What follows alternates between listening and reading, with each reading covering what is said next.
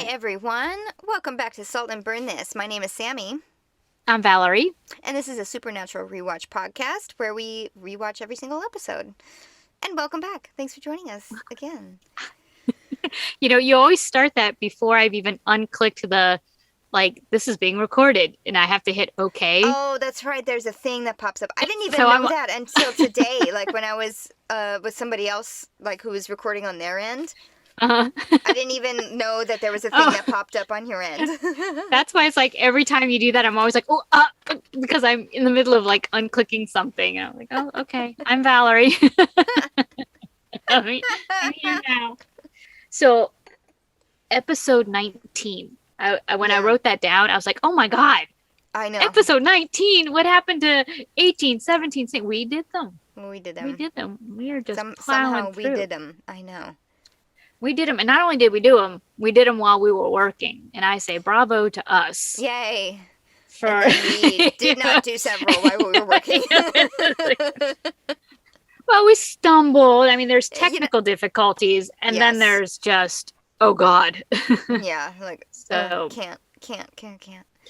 I feel like it's been forever, just for us and recording as opposed to the dropping of the episodes. Yeah, it has been a while. We are going to get busy again. We mentioned last episode that we're probably going to take a break. There's probably going to be a break, after this one. Yeah, I've got stuff stacked. I mean, everything is coming back, but it's coming back all at once. Yeah. So, and this show that I'm in right now is running for a while, so I guess there's 7 more performances, but that's more than I'm used to for an opera, you know what I mean? Wow, indeed. I was going to say, this is the first show that I haven't gotten to see you in. I haven't seen you perform, and so this one kind of bums me out that I don't get to see you. Aw, that's okay. I move a chaise back and forth a lot with Danny. Danny Goldstein. Yes, she's hilarious. I freaking love her so much. It's still performing. The show couldn't happen without you. Yes, there are a couple scenes that we are in where we're just there and acting, doing acty things. We're in Venice and we're going to buy some oranges, but we have to speak Italian because we're in Venice. So it's bellezza, grazie, prego. Danny doesn't know any Italian, so she just says those 3 things over and over again. Pizza, parmigiana, yeah. Yes, that's what I just said. Just say food over and over again. It's okay. Oh, that's great. See, I missed that. I wish I could see that. I'm bummed out. I missed your.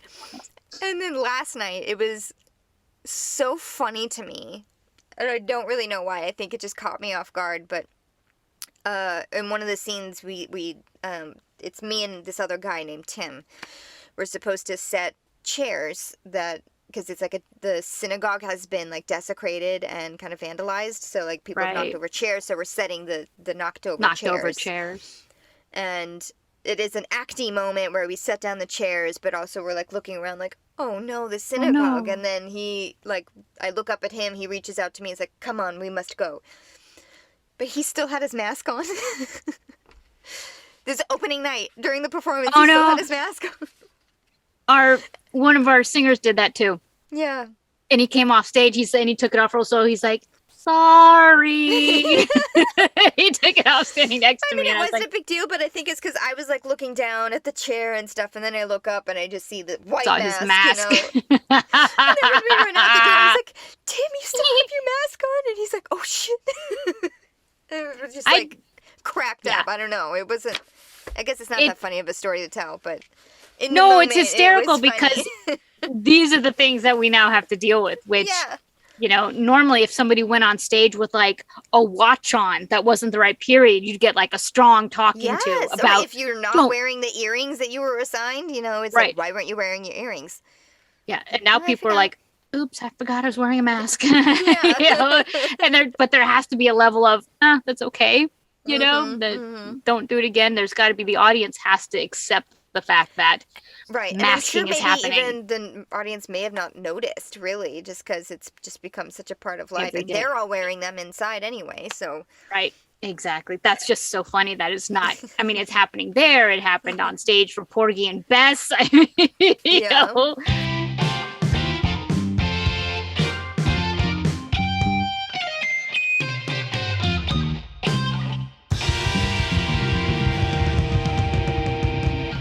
Season 2, episode 19, Folsom Prison Blues. This is the Netflix description, by the way, because I don't have the DVDs on me right now. After hearing about a ghost that has been killing off prison inmates one by one, Sam and Dean decide the best way to investigate is from the inside. Written by John Shaban and directed by Mike Roll. Now, am I wrong in asking or stating that I think this is Mike Shaban's last for a while? Oh, I have no idea. Yeah, I think this is his like bow out. bow out. And a new director kind of takes over. You mean writer? I meant writer. Sorry, I said director, but I think he may have directed a couple too. I don't know. They all like flip trade off back and forth. Yeah. But I think this was his last one for a while. Oh. So this was. I mean, it was a good episode. I don't think it was his best episode, No. but it was still a good supernatural good episode. one. Yeah. First thing I looked up was the title. It's the name of a Johnny Cash song. Well, yeah. You had to look that it's up. not. I don't listen. The only Johnny Cash song I know is "Ring of Fire." Oh. So yes, I did have to look that up. Wow. What he made else like a whole album in Folsom Prison, I think. Yeah, I didn't look If I'm that not part mistaken. up. Yeah. Yeah, no, he did like this whole thing where like he wanted to record an album or at least In the perform prison? live. Yeah, for the prisoners in Folsom Prison. 'Cause I'm down in Folsom Prison and I hear the train a coming and I'm hang my head down high. Whoa! Wow, I'm surprised I got that low. Wow. She's the bass. Who knew? Yeah. No, okay. So I need to go his back. manager, I think his manager was like really against it. I may just be pulling this from that movie, that biopic about Johnny Cash, The Walk the Was Line. that with Joaquin Phoenix? Yeah. Yes, but I think that part was almost pretty true. I mean, he definitely did record an album in a prison, and it was like a huge hit, huge thing. Of course. Well, but not a single reference to Johnny Cash or any of his music in this episode. No. Because you know what? They weren't in Folsom Prison. You know what? but also, there's been a few song titles that, like, wasn't there like a Led Zeppelin song title where they were not ever listening to Led Zeppelin in that episode? Yeah. Or at least they weren't listening to that song. Yeah, all right, fine. I get it. Now I get it. Okay. So obviously the monster of the week is a ghost. We just don't know which ghost, because that's the story, is like whose ghost is haunting this prison. Right.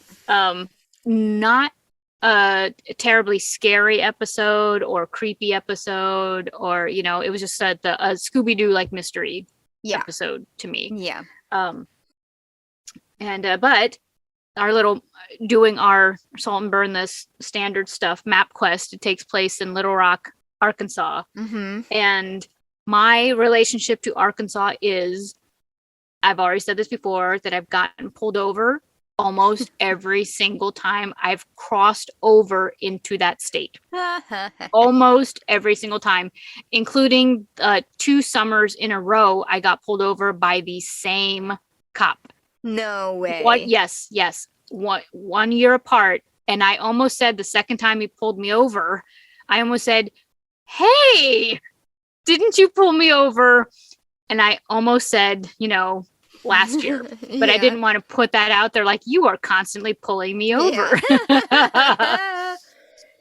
So that is my relationship to Arkansas, is that if you were to go through my DMV history, you would see a plethora of tickets and a handful of warnings. And it's not because I'm always speeding. It's because Arkansas has a 0 tolerance for speeding, and that includes 1 mile over the speed limit. It probably also didn't help that you had California plates on, I'm guessing? That is correct. Yeah. That is Yeah. correct. Chick I'm sure driving a that was truck that. Yeah. from California. Yeah. Yep. Red flag for whatever Yep. reason. In Arkansas, that's a red flag. No offense to Arkansas. Well, that's Um, my relationship with Arkansas. I went to a wedding in a cave in Arkansas once.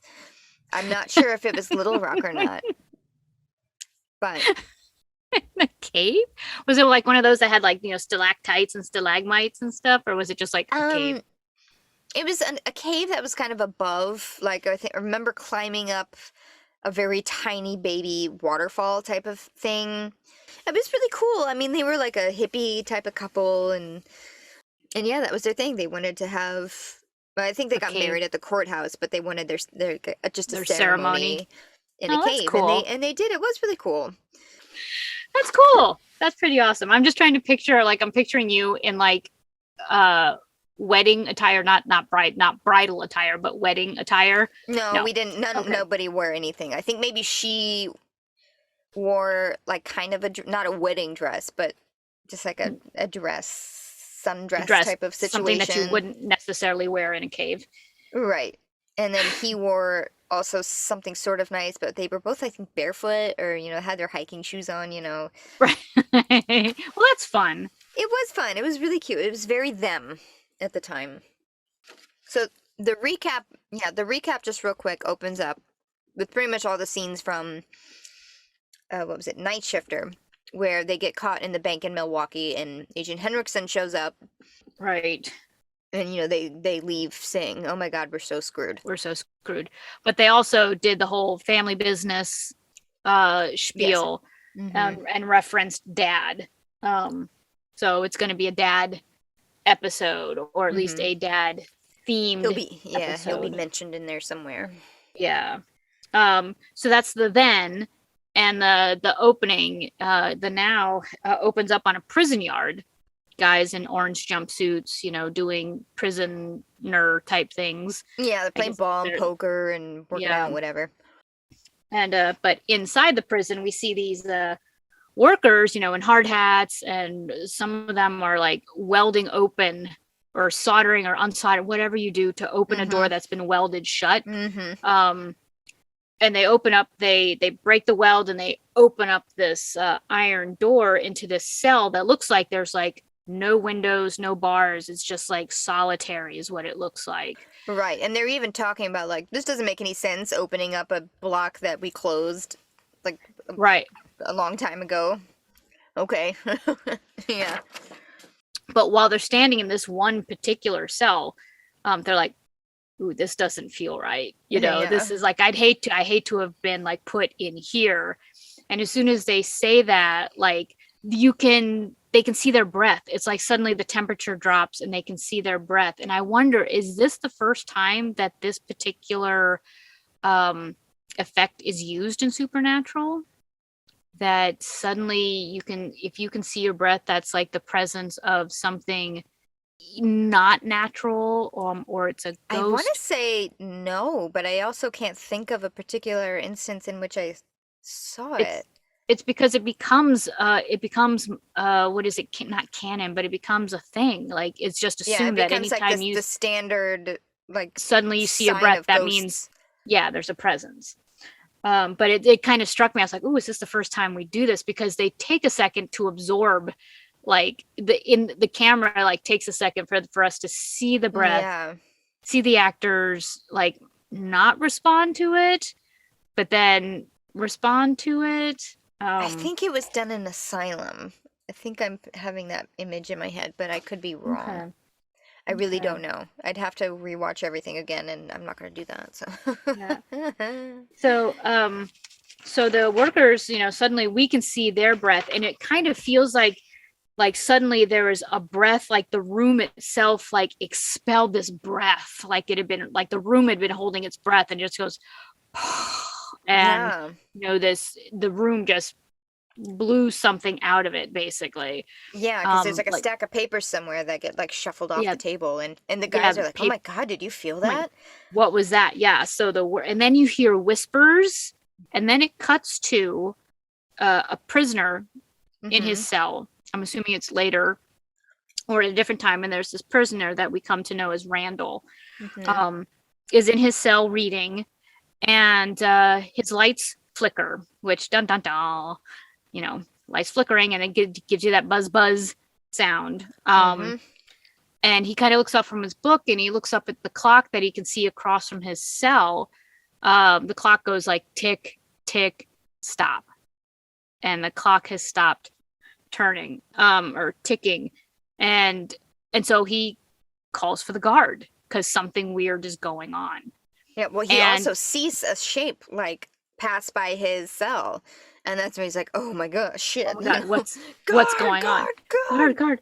And of course, to the guard that he's yelling for in his guard station, like Mm-hmm. stereotypical, not watching the monitors. He's got everything turned down. He's eating. Mm-hmm. But he does happen to look up to see Randall like waving at the cameras, like, and the cameras are also glitching and fuzzing and stuff like that. Mm-hmm.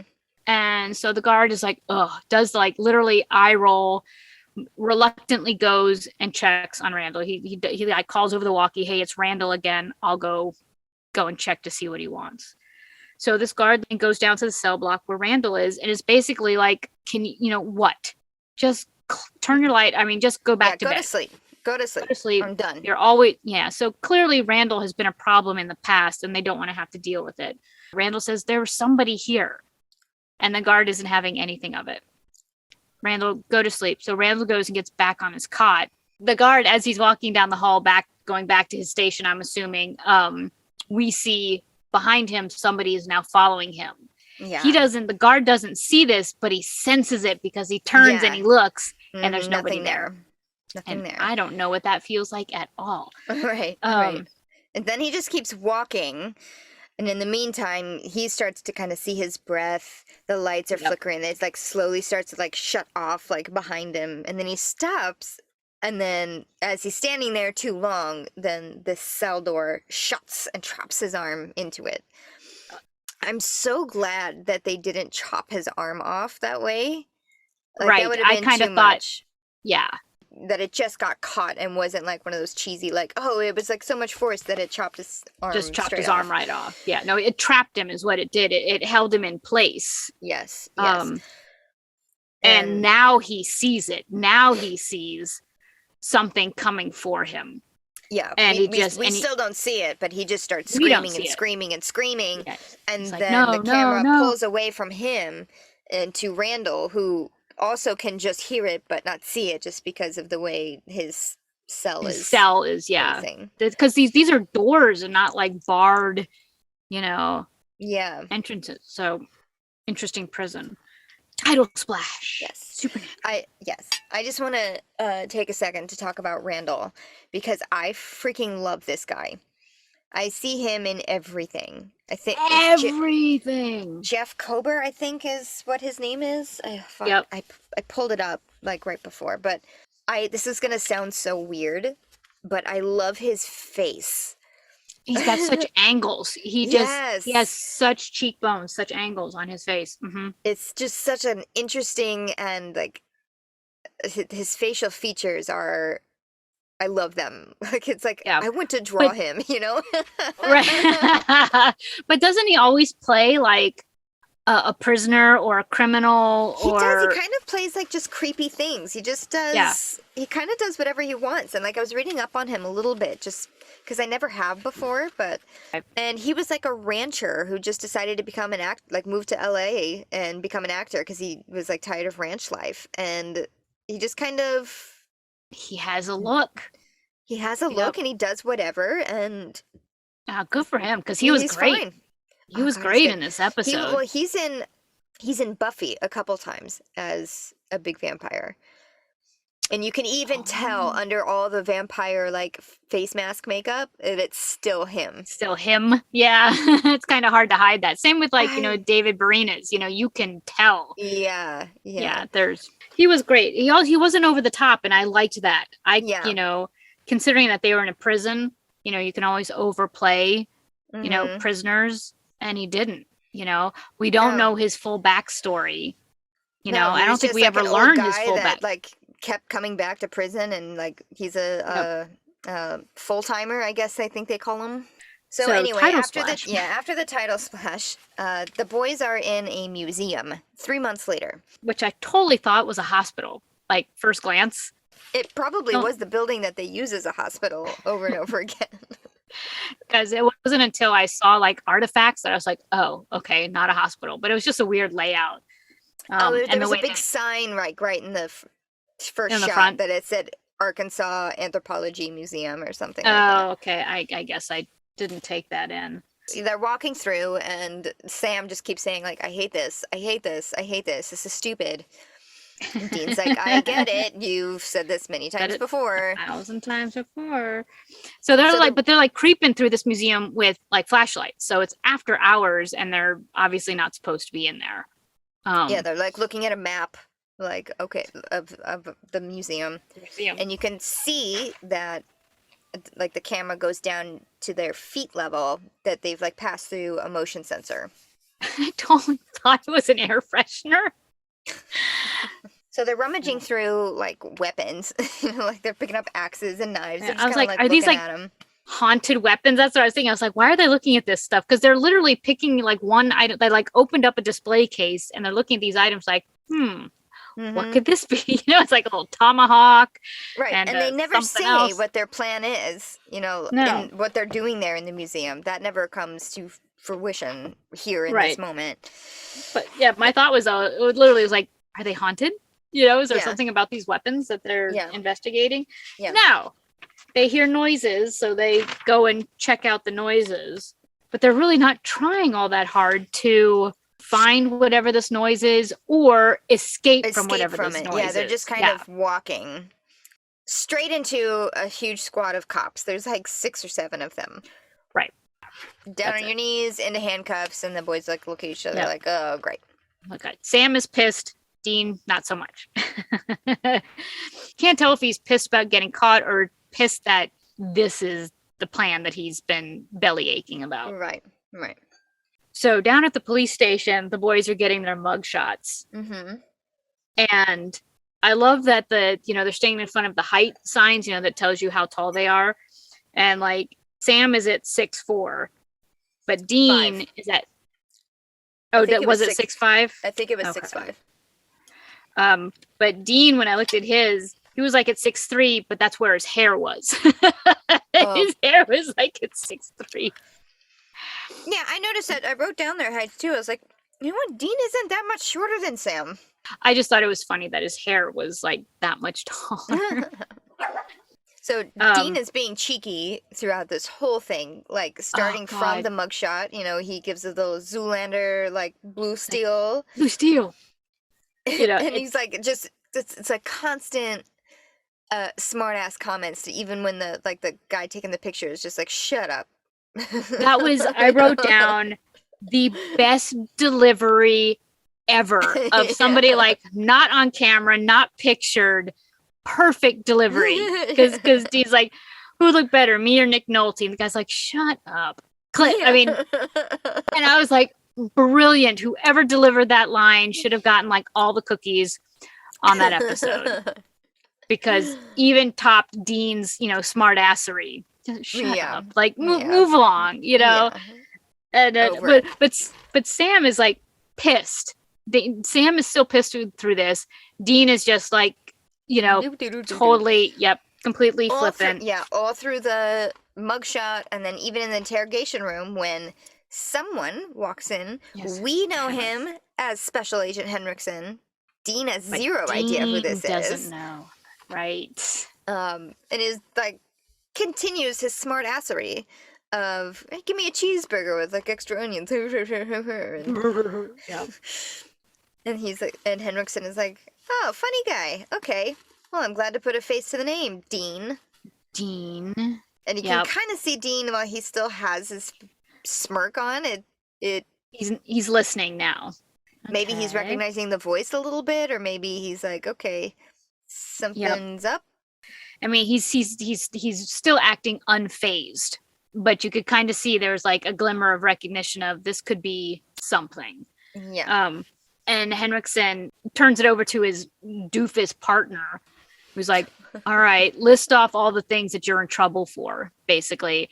And so it's the reiteration of Dean's wanted for murder. He's wanted for grave desecration. He's wanted for, the bank robbery, and Yes. so is Sam. And that's when Dean puts it together. He's like, Henriksen, you were from Missouri, bank robbery. Okay. Milwaukee. But I do think, sorry. I think he does introduce himself as him. Oh, he does? He does. He says, I'm Special Agent Henriksen. And Dean says, oh, Milwaukee, as in Milwaukee Henriksen or something. And then they go off on the thing. But no, his partner, their little interactions, Henriksen and his partner, I forget his name, Reilly or something, totally reminded me of in Step Brothers. Have you seen that movie? No, but is that Will Ferrell? It's Will Ferrell and John C. Reilly as the Step Brothers, but Will Ferrell has an actual brother who's played by Adam Scott, who is like a douchebag, but he is actually successful. He's got like a partner who I think his name is Rob Riggle. But he does that thing where Adam Scott will say something and Riggle will just like repeat it. Or he'll just say, like, yeah. Yeah. He even kind of sort of looks like the guy that was no way. partner. Just a touch, Rob Riggle looks like him. So oh my god, that's funny. Probably not an association that he wanted. No, I don't think that it was meant to be, but it just happened. Like, this is like the Step Brothers guys. Oh god, too funny.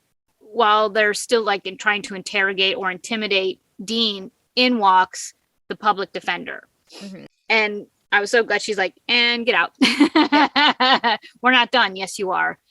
Yeah. So she shoos out FBI guys and sits down and kind of spells out to Dean and Sam what their actual circumstances are.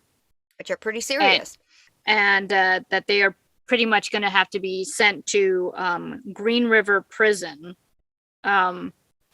And then they're going to be extradited. Like there's a number of states that have lined up to take them into custody. Yeah, for all their various crimes. And she's like, this is really serious. Yeah. And here's but this is also kind of where you pick up on, if it wasn't obvious before, right? This was on purpose. Yes, they want to go to this prison. Yeah, when she's mentioning, it's like your arraignment's not going to be for a while, and like bail is out of the question. And they're like, oh, so it will probably be sent to the county jail, right? The Green River County Jail. Mm-hmm. Yeah, that. And she's like, yes. Yeah. And then Dean and Sam both give each other kind of a knowing look, like, okay, plans falling into place. Mm-hmm.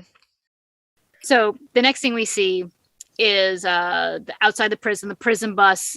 Prison bus parade of pretty boys in front of the prison yard guys. Right, the old prison guys. Yes, they're in their shackles. They're in ankle and wrist shackles. And I love this. They passed by the biggest foreshadowing slap in the face.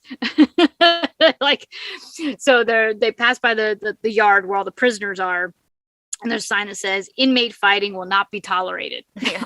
I was like, and we're off. Sam and Dean are put in separate cells. Mm-hmm. And I love this. Dean kind of like saunters into his cell and is like, hey, I want the top bunk. And his cellmate is like, no, and takes the top bunk. He turns around and he sees Sam across the hall in his cell. And Sam's cellmate is like a full foot taller and wider than him. It's amazing they found a guy like bigger than him. And Sam looks terrified. He looks like terrified and pissed at the same time. Yeah, he just like turns like does this like little like this 180 like turn to Dean, just like you. This is all your fault. Yeah. And this shot, I love the shot. It was just a quick little camera shot of both Sam and Dean's prison doors being shut. Mm-hmm. And they both kind of crossed each other and closed at the same time. It was just a cool shot. That's all. No cool shot that I liked. And here they're in line to do something.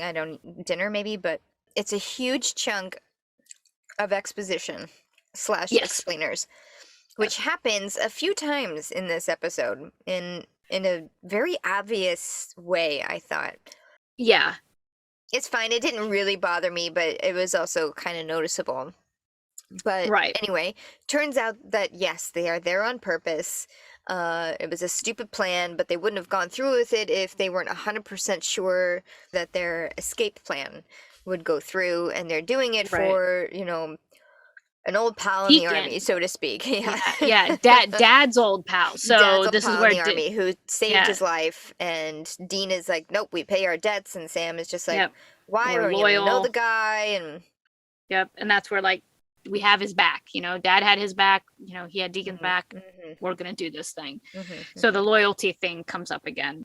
Yep. Yep. And I just want to quote. There's a couple of really good quotes in this episode, and Sam said this one because Sam again is not on board for this plan at all from start to finish. He is not on board for this plan, and so this point he says, "This is this is dumb and crazy, and we have a long storied career of dumb and crazy." And it just makes me think about so we're on episode, season 2, episode 19. What all has happened in their lives since they've gotten together that we haven't been a part of? Right. There's so many adventures that didn't make it into what we see as viewers. Right. So right. We also learned in this chunk of exposition that this ghost thing has killed 4 people already, all by heart attack. Or that was the cause of death, that they, it was determined was a heart attack. Yeah, that this is a haunted prison and there's a ghost killing prisoners, and now this guard. Yeah. I also, just to point out something, Dean has an interesting view on morality here, because usually he's like, if it's evil, kill it. Right. A black and white look at things. And here, he made a remark that it's killed 4 innocent people. Sam scoffs at the word innocent, and then Dean goes on a baby tirade of well, just because, they're prisoners doesn't mean they deserve to die. They deserve. Right. I'm not saying that prisoners should deserve to die. That's not what I'm arguing here. But no. It's interesting that Dean, who is so if it's evil, kill it. Is if it's defending bad, kill it. Men in prison. Yeah. Or prisoners. Yeah. That he's not just they're prisoners, who cares? Right. I don't think that he would really say that either, but it's interesting that they gave him that viewpoint of just because they're not monsters per se. They're not supernatural. Yeah. They're human. Yeah, they don't deserve Everyone to die. deserves a second chance. I guess. Although that's not what he's saying either. No. They but yeah, that is an interesting line that they've decided to blur for Dean. And it's interesting that it's not Sam who's being the, they're human, and we don't know what they're in for, and they both felt a little out of character for me. Just a teeny tiny touch. Yeah, a little bit. So now they made it into the mess hall. And of course, they have to give us, Dean eating and enjoying prison food, which just goes to show you again, Dean doesn't take food for granted. No, his standards are pretty low when it comes to food. Yeah. He's like, it's not bad. Sam can't stomach it, but Dean's like, bring it, bring it. Free food. Who knows when my next meal is going to be? I'm going to eat this. And also now they're still talking about the potential, who is the ghost, who is haunting this prison, and spirit suspect number 1, Mark Moody or somebody Moody, and he's described as a psycho killer, so why not him? Right.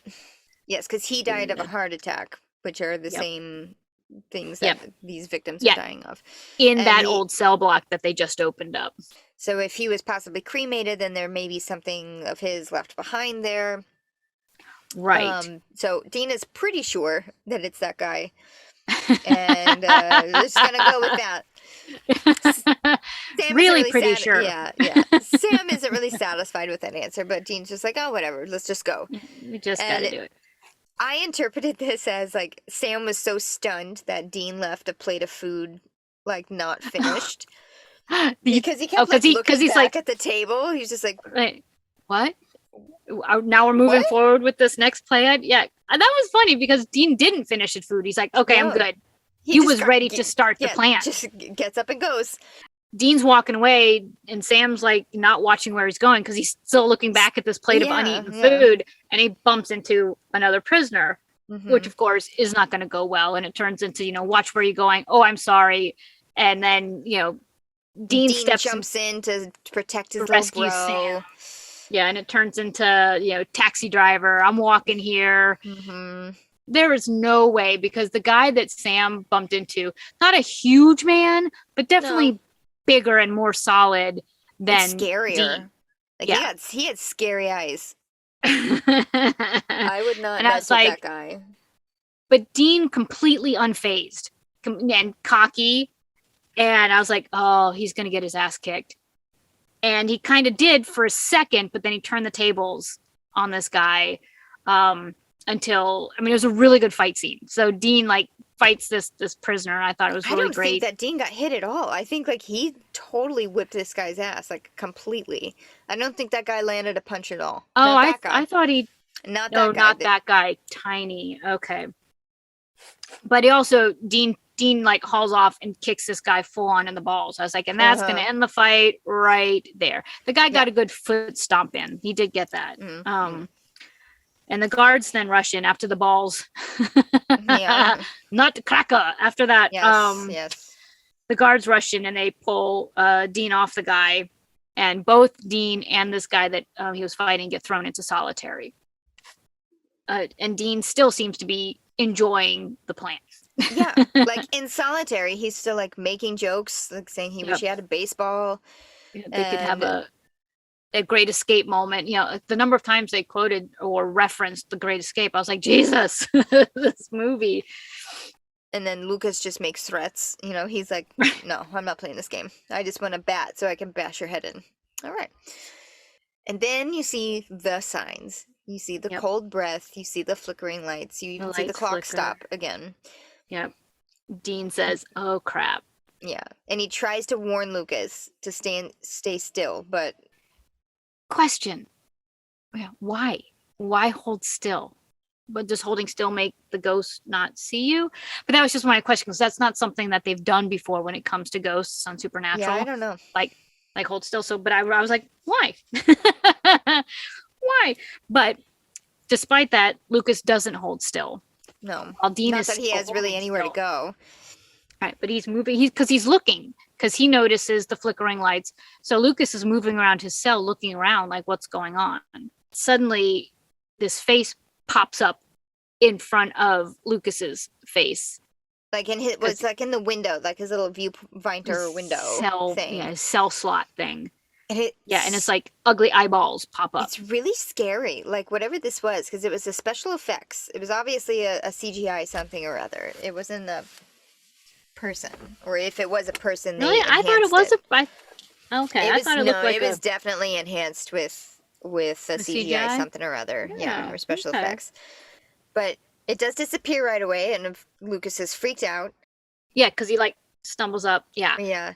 And then the thing appears behind, a hand grabs him from behind. He turns around and you see that really close up of this super creepy eyes face again that are evil. They're they're partially black and bloody on the inside. It's definitely not human. Yeah, and then you just see this camera shot of Lucas. You see him react to something punching him in the chest or the stomach, something torso-y. Yep. And then he just starts kind of spasming and screaming, and then his veins start to run black. And it's almost like they're forced with blood, all this blood.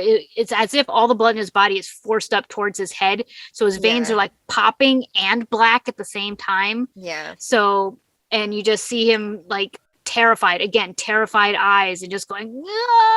Yeah. And he screams, and Dean hears this. He can't see it, I don't think, because of the way the prison is set up. Yeah, all he has is just a tiny little window. Yeah. but he's hearing this happen. And I have to say, he does look afraid in this moment. Dean looks either horrified or afraid in this moment that this is happening right next to him. Right. And so we assume that Lucas is dead. So the next scene is back at the police station with Henriksen and the public defender. Mm-hmm. And she's trying to convince Henriksen that the Winchesters are actually good guys. You know, that there's something about their stories that doesn't add up to them being the bad guys. Right, because Linda Blair in Baltimore said that they saved her life. There's a woman in Milwaukee that also said that they saved her life, and Henriksen isn't buying from the that. bank. He's like, they're crazy. He just knows that wherever the Winchesters go, people die. Point blank. Yeah. And he's such a dick to her. He's like such a dick. And he totally dismisses her. He's like, grow up. He's like, the grown-ups have work to do. So basically, it just like dismisses her and condescends to her, and that's it. I was like, what a dick. He's not the badass that he was in Nightwalker. Yeah. You know, I was like, where's the badass? Now he's just a jerk. You know, and he's been dicked around and tricked by the Winchesters, not intentionally, you know, not him specifically, but he's been foiled by them. So I get that he's mad, but I was like, man, you're not making me, you're kind of a D-bag. Yeah, exactly. But it's okay, because he'll pay for that later. So after his jerkwad of a moment, we're back at the prison, and now Sam and Randall are put on toilet cleaning duty or bathroom cleaning duty, and they're this is exposition number 2. Yeah, right. Put Sam in a room alone with Randall, who apparently has a lot of information about the life in the prison.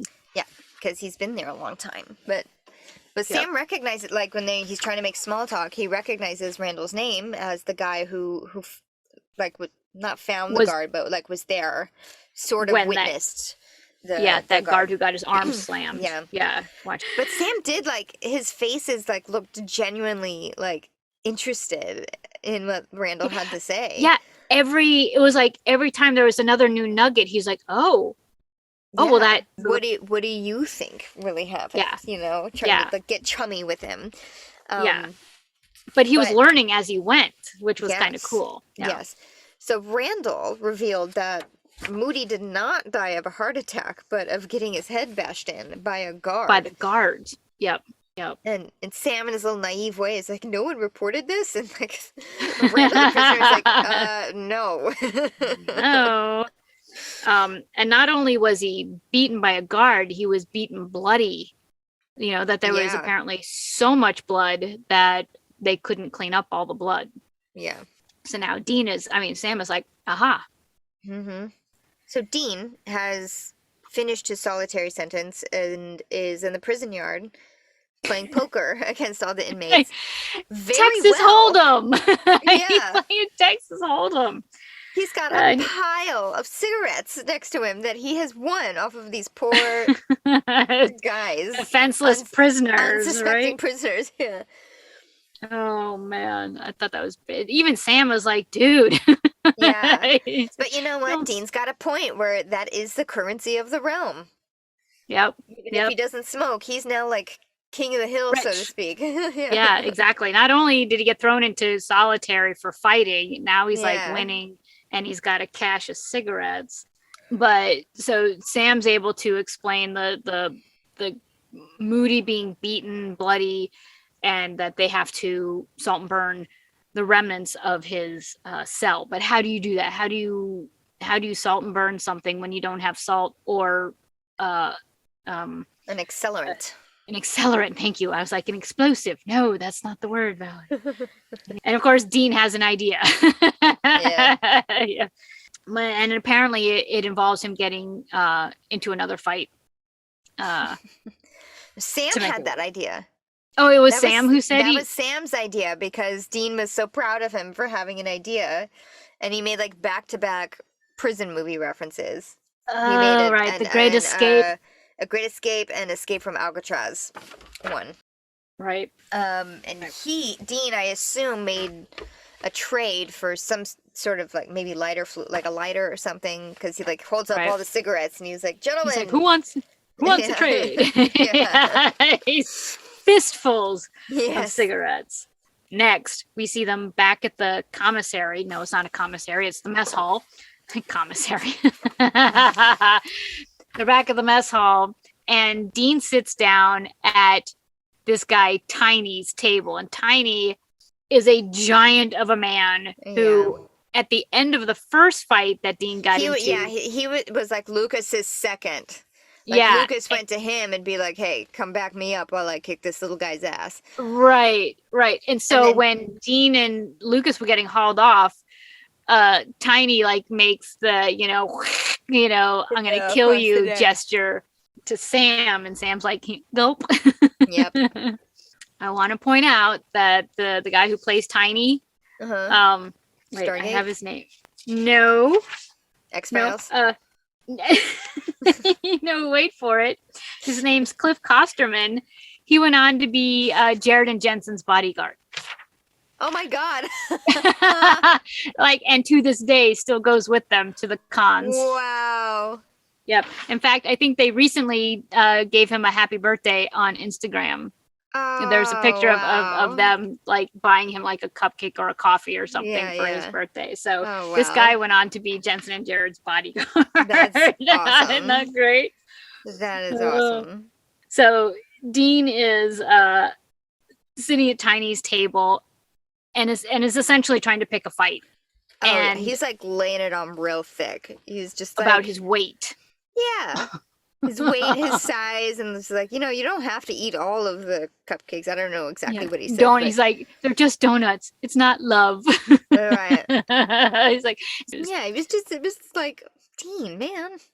To the point where, of course, Tiny gets up and just punches him. And Tiny's the one who lands punches on Dean. You know what? I have to say I loved this scene just because, and it's kind of the same way I feel about Superman. Like, Superman is too good and too powerful for me to, I need a little bit of flaws. Vulnerability, yeah. Yes. And to see Dean, think that, oh, he's the man that can, beat up everybody. He can escape FBI agents and, beat up his first prisoner on his first day. Right. To just see him just be rendered completely useless against this guy and just be a little taken aback by it. Yep. It was two massive meat hooks, just boom, boom. And Dean's punches do nothing to him. It's just like whoosh, swatting the flies away. Right, but it's a big enough distraction, of course. Yeah. That Sam is able to duck away into the kitchen and grab supplies, and then also not only duck into the kitchen, but somehow make his way to the old reopened cell block. Yeah, he knows the little passageways of this prison down pat. Right. To get to this place. And in the meantime, the guards are now breaking up the fight between Dean and Tiny.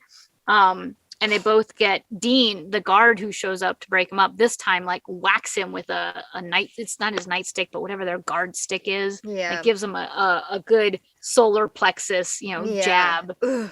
And then they're both taken to the infirmary because of the damage they both had. And so now Sam made it to this, the haunted cell block, I guess, where Moody was murdered, finds his cell, which is just still bloody with a bloody mattress, or he flips over some stuff and he sees the blood that didn't get cleaned up and is able to salt and burn it. Yeah. And, so while that's happening, Dean and Tiny are in the infirmary holding block, and Dean apologizes to Tiny, which you loved. He was like, dude, sorry about the fat comments. I was really just trying to get you to, I was really trying to pick a fight with you. Yeah. I can't really explain why, but I'm sorry. I had to make you mad. Yeah, but I'm sorry. And Tiny's like, that's okay. I actually do have self-esteem issues. Which I thought was hysterical. It was. It's my dad was mean to me until he died. My How'd he brother die? shot him. Brother killed him. And Dean's like, and we're done talking. Yeah. Okay.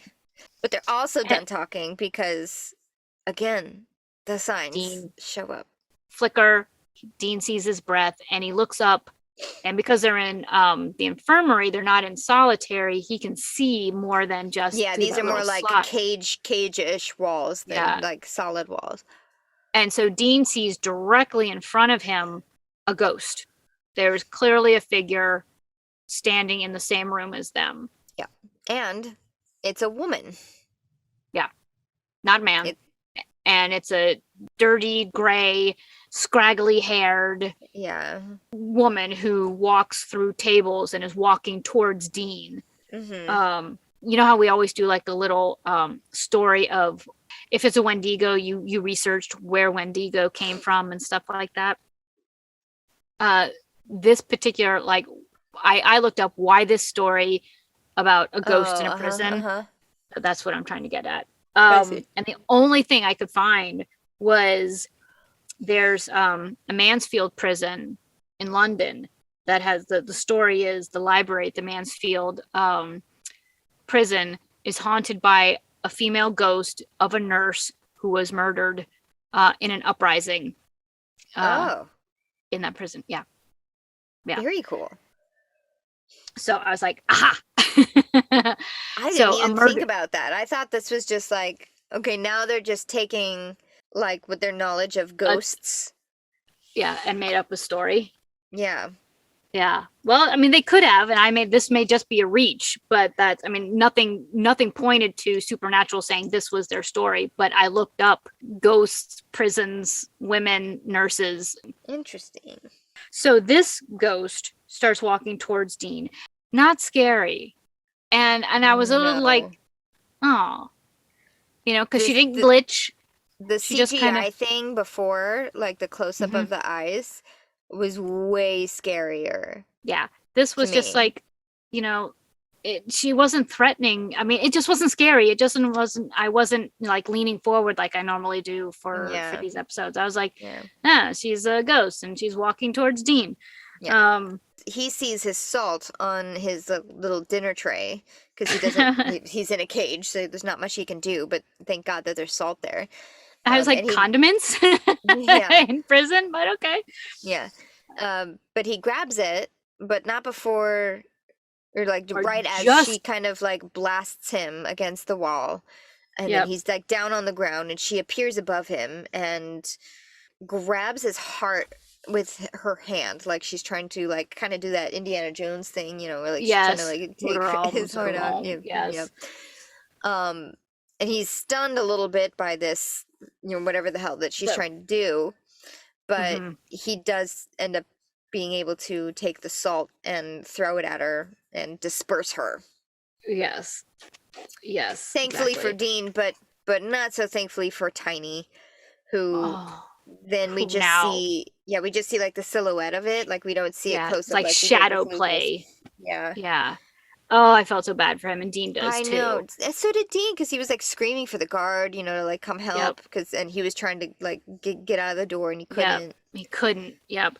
Oh, but it's too late. Tiny poor dies. Giant Tiny has gone. Succumbed. Sam and Dean now question Randall. They're back and able to talk to Randall about the nurse, about what Dean saw. Right, because Sam is like, hey, I did it. And Dean's like, guess what? It's not Moody. Yeah. And Sam is like, well, crap, because we still gotta go. I called Deacon. I said we were done. So like the plan's like now set in motion. But they're able to, in the meantime, talk to Randall about the ghost that Dean saw. They don't say they saw a ghost, but they question him about a nurse. Yeah, because they did say that she was probably looked like she was wearing a nurse's outfit. So I think they go to Randall because he was around then, because it was around the same time as Moody. So he comes in handy once again. Exposition number 3. Yes, right. But for a price, Oh yeah, for a pack. Not one, 2 packs. 2 packs of smokes. Yep. And he tells a story of a nurse, Glockner, who he even had a run-in with. He's like, I went in for a tetanus shot, and she about, put that thing right through my arm, put the needle right through my arm. And other prisoners who went to her for, for just aches Something and pains, minor. ended Yeah. up dying. Yeah. Ended And up there were rumors that, she was doing these weird experiments or something with like a hypodermic needle, but there was just a slew of heart attacks of like all ages. Randall calls her, what is it, that she even Charles Bronson. And I had to look that up. Because I was like, oh, Charles Bronson, the actor, like, what did he do, with a hypodermic needle? I didn't really get to look anything up. But the first thing that came up is that Charles Bronson, in London, is considered the most violent prisoner in England. Oh, this guy named... I know exactly who this guy is. There was a movie made about him that was played by Tom Hardy, and it was excellent. Yes. Yes, and then he's like also an artist at the same time. Yeah. But he's like one of the most violent, prisoners in England. Yeah. But his name's Charles Bronson, but he changed his name to Charles Bronson when he was a boxer before he was in prison, and he changed his name to be more tough, like the actor Charles Bronson. The actor Charles Bronson in Death Wish plays a vigilante who did something with a hypodermic. So I don't know the movie, but it was just weird that Randall mentions Charles Bronson. I think he was referring to Charles Bronson in Death Wish and his hypodermic needle in that movie, because that's something that Dean would have seen. He literally said a hypodermic needle. Yeah. They hypothesized that, okay, so she was kind of like a crazy vigilante, so to speak, thought that these prisoners were doing something wrong. Therefore deserve to die. Yeah, yes, they were in prison, so therefore they deserve to die. Yes, and so maybe in death she's still doing that. And so they're like, it must be Glockner's ghost. Yeah. There was something that happened here. I wrote down like this really funny quote, and I don't quite remember how it led up to it. Like maybe Dean said something about like, I heard in the yard. Yes, and that's Sam exactly is it. Like, Dean, does it bother how well you fit in here? And he's like, no, not really. No. And it's like, but we shouldn't be surprised at how well Dean fits in there, because he just showed us that, on the movie set, he picked up being a PA real quick, and everybody... he assimilates very well to whatever, almost any situation that he's in. Yeah, and he was, people were drawn to him. He was able to, I don't want to say make friends in prison, but he's rose to a level of respect in the prison that he, so yeah. But it was funny. It was the way that Sam asked it, which is like, does it bother you at how well you fit in here? Yeah, in prison? In prison? No, back to it.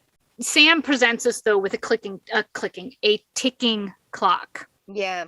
Which is, 5 hours or something. Yeah. Before they have to leave, before Deacon is going to get them out. And Dean is like, no, we have to stay in here for at least another day to try to figure this out. And Sam says, no, if we don't leave in 5 hours, then we will be extradited, and then we will be in prison for real. Yeah. Our lives end for real at this point. Like, and Dean is like, no, we have to do this for Deacon. Deacon told us, he called us here to get rid of this ghost. We are going to do it. And to the point where he's like, fine, Sam, you leave, I'll stay.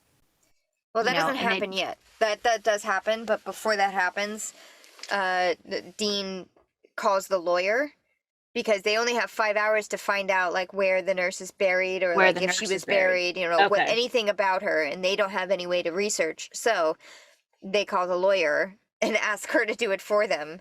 And she's like, what? Why is this the question that you're asking me? Right. We should be talking about the charges your case that you're up against. Yeah.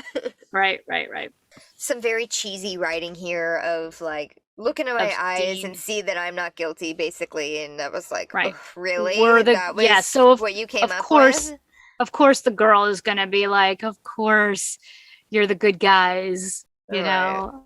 Or she doesn't say that, though. She doesn't really say anything. Like, she leaves He doesn't, but Dean does. He's like, we're the good guys. He says that. But what I'm saying is, like, he left that conversation, like, when came back to Sam, and he's like, oh, is she going to do it? And he's like, I don't know. Hopefully, like, and then Then that's when they're the back in the tension yard. really, really Okay. rises, and Dean's like, fine, Right. you go, I'll stay. And Yep. it escalates so much and so quickly that they get into a physical fist Into fight. a physical fight, and the guards show up again, and Yes. they're like, "You guys just can't stop." Uh-huh. At least to Dean, they're just like, "You just can't. You haven't figured this place out." So the guards haul Dean and Sam off to that same bathroom that Sam was cleaning earlier, and one of the guards is like, "Leave these guys here. I'm gonna take care of this myself." And so guard number 2 reluctantly leaves, and now Sam and Dean are left alone with the one guard who like hit him with the nightstick. Yeah, keeps catching him in the act. Yep. And then at the last second it turns out this is Deacon. This is Right. Deacon who's the family friend who called them in there, and they're like, "Oh, you guys, it's is everything taken care of?" And Sam and Dean are like, "No, Yeah. no." And then they get into And another argument again. which this one cracked me up because if you watch Deacon's face, he's kind of smiling watching the Yeah. boys fight because he's like, guys, Yeah. guys, and they both turn on him and are like, what? What? And he's like, I have something for you. Your lawyer, your public defender gave you this, dropped off this letter for you. I'm just going to stop for 1 second to point out this actor who's playing Deacon. Do you recognize him? I did, and that was the one guy I forgot to look up. Yeah, his name's Garwin Sanford. He's one of those faces that you see like everywhere. Mm-hmm. But he was in Stargate. So, moving on. Just want to point that out. He was in Stargate. So and he was great. Here's the one tripping block that I think Supernatural has. For the most part, when they have a guest star, you can always tell that the character is going to be more pivotal than just a character in the show because of who they got to do it.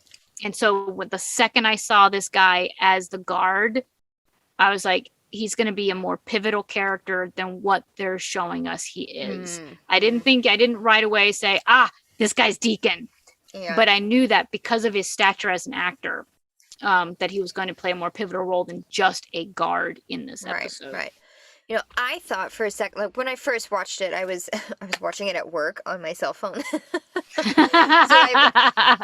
I was like mostly paying attention, but there were some things that I dropped. But I thought for a minute that Randall was going to be Deacon. Mm-hmm. Mm-hmm. Because either of Randall who he was is. Because Randall was maybe his last name, or something, or I didn't catch in the beginning in the teaser that they kept calling him Randall. And then when they kept saying it's like, oh, Deacon asked us to do this, blah blah blah. I thought it was like, oh, the prisoner is Deacon.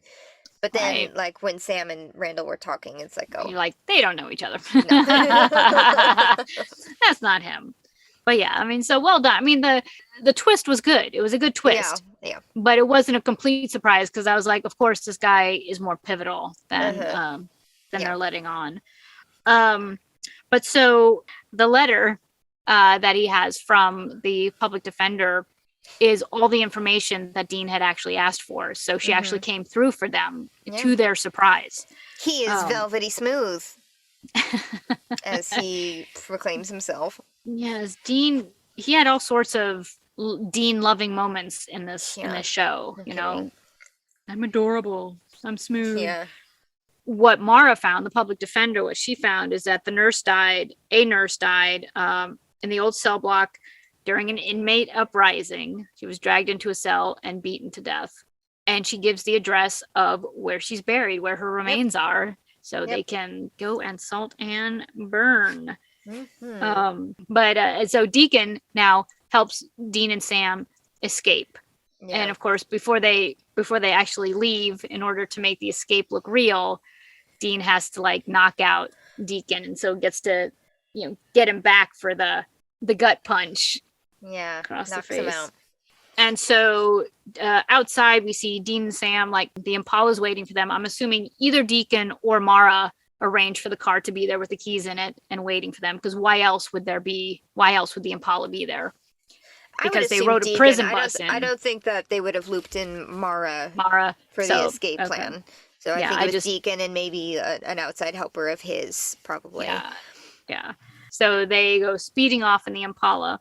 I'm assuming back at the police station. Yeah, Deacon is now in an interrogation room with Henriksen because Henriksen Henriksen. is, found out the news that they escaped and he is pissed and Yep. is just like, it seems like Deacon has probably been there for a long time just answering these same questions, like, what did they do all day? And not giving anything up. He's like, they got up, they had chow, they went to rec, they went back to chow, they went, Yeah. But does give up in the end that, just like, are they any visitors? Yes, just their lawyer. Yep. Huh. So the next thing we see is Mara being interrogated by Henriksen in all of his dickishness. Yeah. Who's like saying like, you have to tell me what you told them. Yeah. And she's like, no, that was a thing between me and my client. And this, again, because I was watching it at work and not fully paying attention, I missed this little blip of the scene where Sam and Dean were in the cemetery, like getting the shovels out of the car.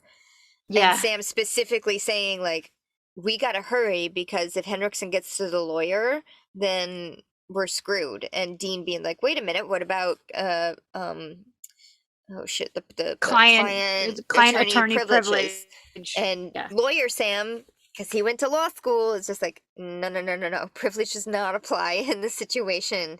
She's got to tell them, like, we escaped from prison, dude, where this is not a usual circumstance. And Dean's like, oh crap. Okay. Yeah, I had missed that in the first one, and I was thinking, it's like, I don't think that because Henriksen is like, you have to tell me, or I'll file, blah, blah, blah against you. And I'll throw you in jail. Yeah, he's like, I'll have you arrested. I was thinking to myself, it's just like, wait a minute. No, she doesn't. This is a lawyer-client thing, but I never did look it up to see if it were true. But it does make sense that, an escaped prisoner, like, then all the privileges are broken, Right. Yeah, especially since it was like the day that she was there, suddenly they now escape. Yeah. So she breaks down and she does tell them. So they asked me about a nurse to do some research. Don't know why, but they also wanted to know where she was buried. Yep.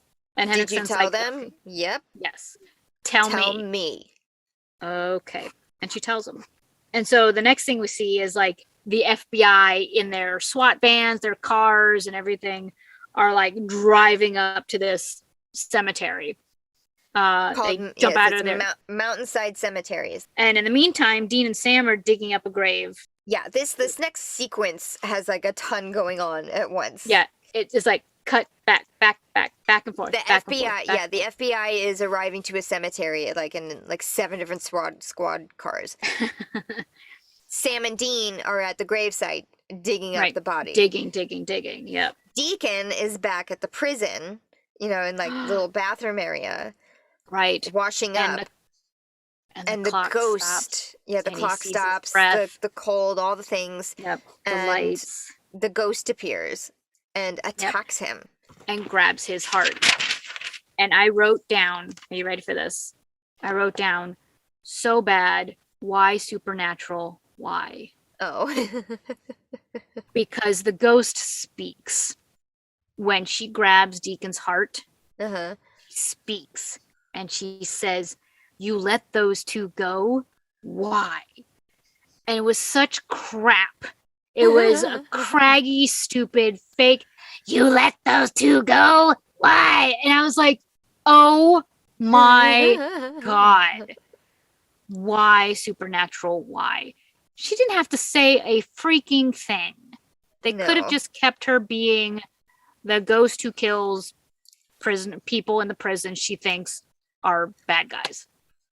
You let those two go. Oh, I kind of guess I guess I understand why, because if you didn't really catch that she was killing people who she thought were bad, Deacon was not a bad guy.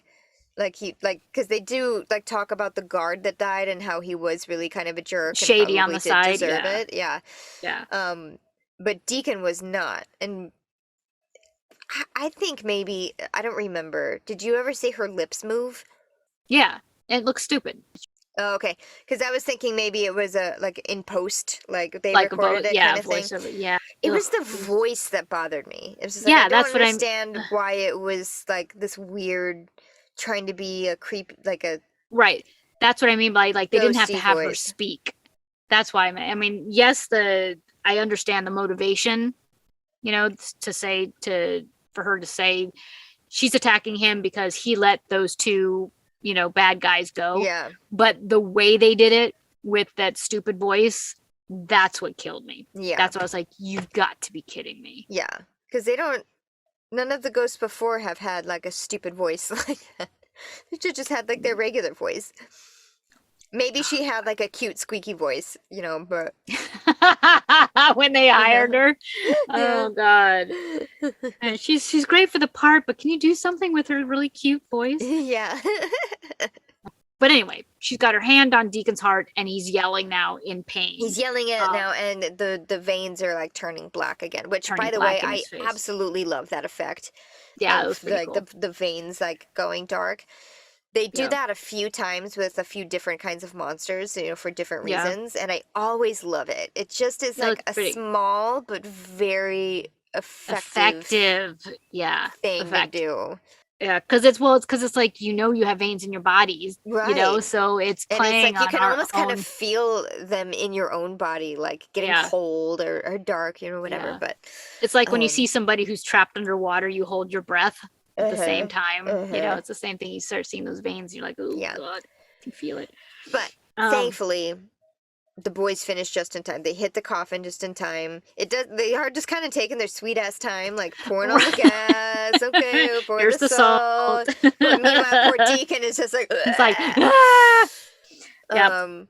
But they do salt and burn her in time, and she looks stunned and disappears. And thankfully, Deacon lives. Yes, he's okay. The FBI are still sneaking up on Dean and Sam, and Dean and Sam are standing over this coffin aflame. They never actually sneak up onto Dean and Sam because at one point they kind of stop and they look. Like, are you sure this is the right one? It's like, yeah. She said Mountainside Cemetery. And then you see the boys get in their car and leave. Green Valley Cemetery. Yes. Not the same cemetery. And then you see Miss Lawyer Lady leaving her office, getting in her car with this like glorious smirk on her face. Beautiful knowing smile on her face. Absolutely perfect exit for her. Yes. Perfect exit. And that's when audio cuts in over top, and it's Alice in Chains, Rooster. Now whenever Henriksen shows up, I fully expect an amazing soundtrack because when he came in was the perfect. God, the Stick song, right? Sticks, yes, absolutely. Yeah. That was perfection. Yeah. And this one, same thing when they pulled up to the prison in the first place, in the prison bus, and it was playing like Green Onions. Yeah, I was like, yes, loved it. So Sam and Dean actually say to each other, that was close. that was close. And he's like, now we really are screwed because now they put a face to the guy, the face to the FBI guy, and now they've pretty much made the FBI guy mad. Now we are really, truly screwed. Yeah. He's like, we need to go deep. Like Yemen deep. Yeah. All right. Not that deep. And then off they go. Off they speed off in the Impala.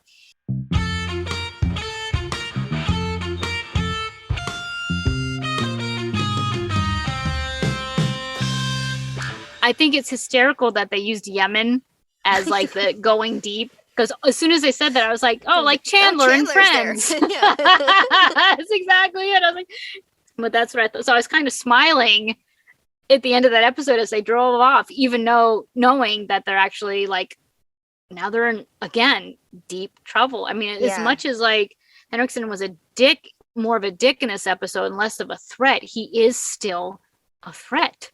He is still Yeah. the real life, real And world he's still threat. an FBI guy. You know, he Yeah. still has his job to do, and he thinks that these guys are murderers, and he's going to catch Right. these guys. Like, he is their, they are his mission. Yes.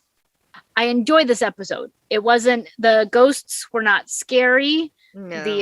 The plot was, I'm not going to say predictable, but it wasn't the most intriguing supernatural plot. Right, and it comes from a couple of really good twists ones, right? Because we had Heart, where the werewolf was actually the ingenue. We had Roadkill, where the ghost was unknowing, didn't know she was a ghost. Yeah. And we had Tall Tales, where the trickster was the janitor. Yeah, lots of twists that they played out really, really well. So this one was like, oh, it's a ghost. It's just not the right ghost. Yeah. It wasn't, not quite. And it was fine. And I did enjoy seeing Dean in prison and fitting in so well. Oh my, yeah. It was. I mean, I did like, Dean was definitely the hero in this, and I love to see Dean as the hero. You know, I did. I liked it. It just wasn't a gritty episode, you know? Yeah. All right. So next episode is What Is and What Should Never Be. I kind of accidentally watched the first, like, maybe 15 seconds, and all I can say is, what? What was happening? I mean, I turned it off because I thought it was, like, part of the same episode a little bit because I wasn't paying attention. But then I was watching, I was like, what? Yeah. This one has a commentary attached to it, and I'm very excited. Oh, it does. Oh, this okay. one I can't and wait. The one after that. I get 2 commentaries in a row. I'm so excited. Yay! Oh, I'm excited too. Because the things you always tell me, I'm like, what? No, really? So I love it. So it's the closest I can get to a celebrity interview. Sorry, kids. Is listening to somebody else talk about the episode 15 years ago when they made it. Yes. I'll take it. Great. Thank you, everyone, for joining us. Again, just to reiterate, we are going to be taking a small break just because our lives are crazy busy right now. It won't be too long, but I also can't tell you how long it's going to be yet because we're like going day by day, if not hour by hour at this point. Yeah. You know? Yeah. Please follow us on social. We are at Salt and Burn This Pod on Instagram and Facebook, and at Salt and Burn This on Twitter. Getting some good traction on Instagram for whatever reason, but I'm not mad about it. So we'll take it. Please keep it coming. And please follow us, subscribe to us, rate us anywhere that you can find podcasts. Thank you for joining us, and we will see you next time, whenever that will be, for What Is and What Never... Oh, fuck. I just lost it. For What Is and What Should Never Be. Thank you. We'll see you next time. Bye. Bye.